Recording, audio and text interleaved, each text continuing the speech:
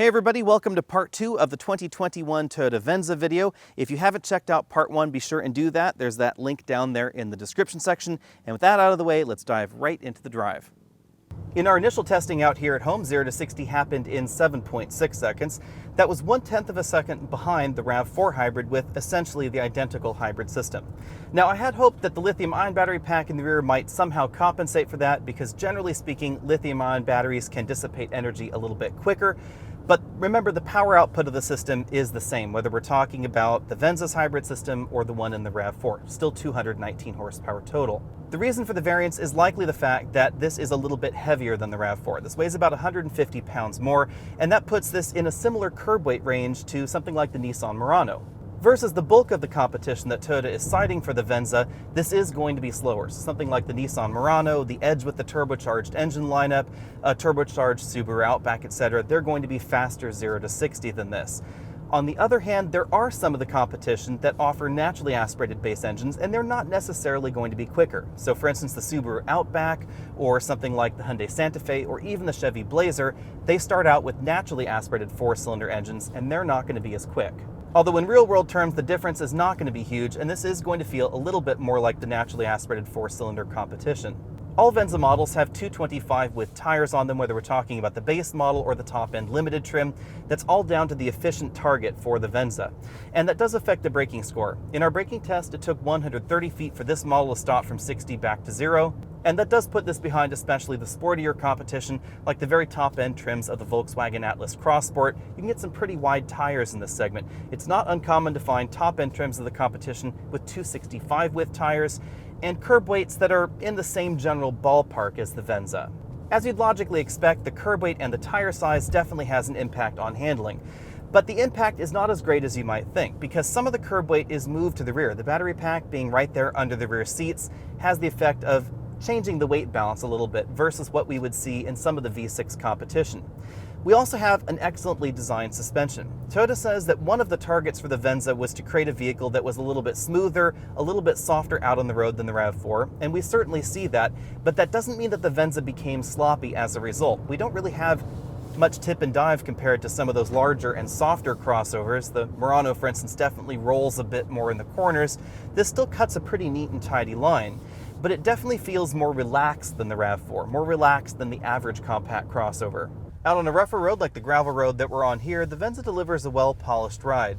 You might assume that because something like an Atlas Cross Sport is going to be bigger than this, the Honda Passport's going to be bigger than this as well, that they might have an advantage when it comes to the ride quality. But remember that the Venza is not exactly light. Because this has a standard hybrid system, it ends up being similar in curb weight to some of those 2-liter turbos or the V6 options out there. In fact, the Nissan Murano's curb weight range is really pretty similar to what we see the Venza here. And in general terms, there is a correlation between curb weight and ride quality. Generally speaking, in a similar styled vehicle, the heavier the curb weight, the better the ride. Toyota tells us that cabin quietness was one of the things they really worked on for this generation of the Venza, and it is noticeable. We got 71.5 decibels in here at 50 miles an hour. That puts this louder than something like the Lexus RX, but quieter than the Lexus NX, and definitely competitive for this segment, whether we're talking about an Edge or a Passport or a Subaru Outback. Toyota also appears to have given us a little bit more sound isolation between the cabin and the engine compartment. So if I floor this around this corner here, you definitely get some engine noise into the cabin, but it sounds a little bit more like the Highlander and a little bit less like the RAV4.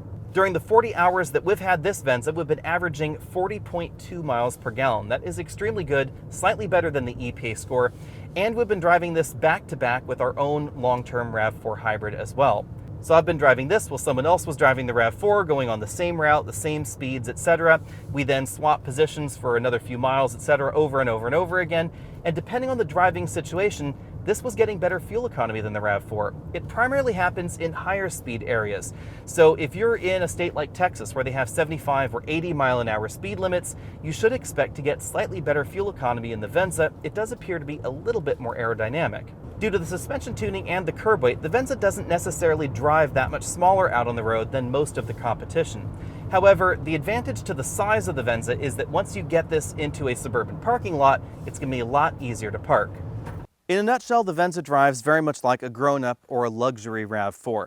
It's a little bit quieter, a little bit smoother, a little bit softer out on the road. 0 to 60 times are just a hair slower, and braking times are... When it comes to the price tag, it's also priced sort of like a luxury RAV4.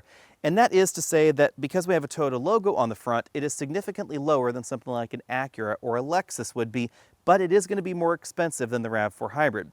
This starts at $32,470 for the base model. That gets you the 8-inch LCD infotainment system, not the 12-inch one that we have in this model. It also gets you the reflector LED headlamps. They're still LEDs, but they're a different design than we saw on this model. We still have 2-zone climate control on the inside. If you want the XLE, which is what we were driving today, this will start at $36,000. It has the 7-inch instrument cluster LCD, gets parking sensors, the projector headlamps, and the combination of soft text and fabric seats. The limited trim is the top-end trim, and that starts at $39,800 before tax, title, license, destination, and any available options, of course. And that's going to give you standard the 12.3-inch infotainment system that we saw in this model, along with the JBL audio system. The passenger seat gets a powered seat variety. It's only a 4-way passenger seat, however.